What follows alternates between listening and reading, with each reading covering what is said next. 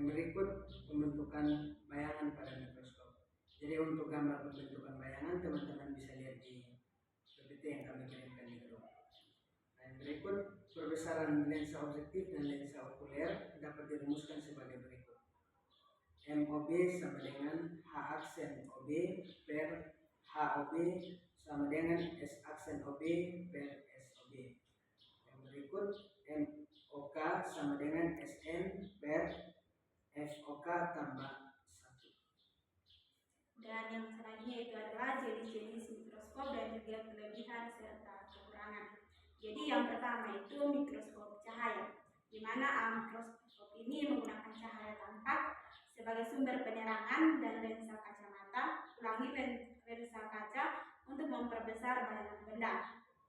Jadi objek ini diamati biasanya harus sangat tipis agar cahaya dapat menembus. Jadi kelebihannya itu mudah digunakan, murah dan cocok untuk pengamatan sel hidup. Dan kekurangannya itu perbesaran dan resolusi terbatas dan nilainya itu sekitar 1000 sampai 2000 kali.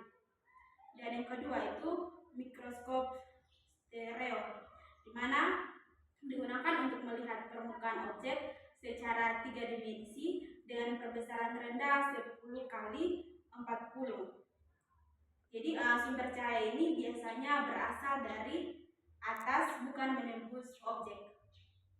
Dan kelebihannya itu dapat mengamati benda yang utuh, cocok untuk diseleksi atau pemeriksaan detail dalam permukaan. Dan kekurangannya itu tidak bisa melihat struktur dari mikroskop seperti sel.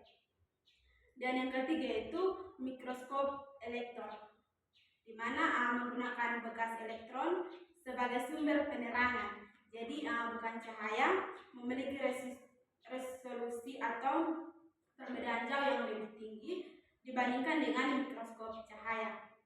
Jadi itu bisa dihitung berjuta kali. Ada dua jenis utama dalam mikroskop elektron ini. Pertama itu transmisi, di mana itu untuk melihat struktur internal sel dengan sangat detail atau sangat tinggi. Dan yang kedua itu elektron pindai, atau itu biasa digunakan untuk permukaan benda dalam bentuk 3 dimensi.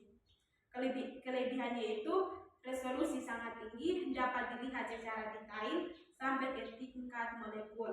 Jadi kekurangannya itu mahal, besar, hanya bisa mengamati objek mati dan dalam kondisi vakum.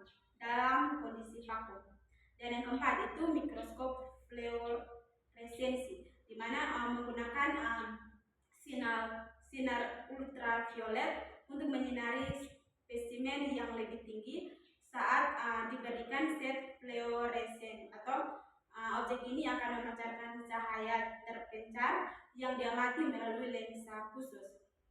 Jadi kelebihannya itu sangat berguna dalam bidang biologi, molekuler, dan medis untuk melihat bagian-bagian spesifik dari sel tersebut. Dan kekurangannya itu membutuhkan pewarnaan khusus yang sangat mahal.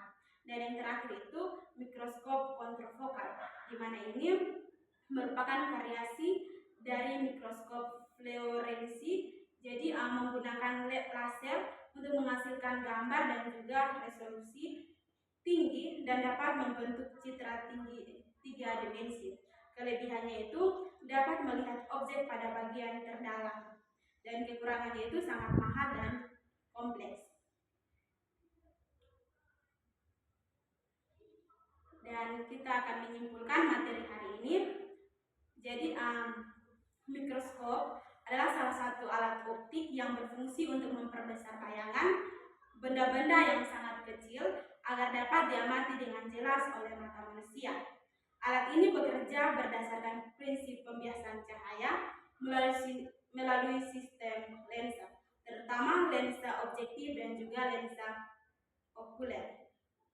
Mikroskop optik yang paling umum digunakan manfaatnya yaitu cahaya tampak dan beberapa komponen utama seperti lensa objektif, lensa okuler, tabung mikroskop, sumber cahaya atau cermin kondensor, dan diafragma.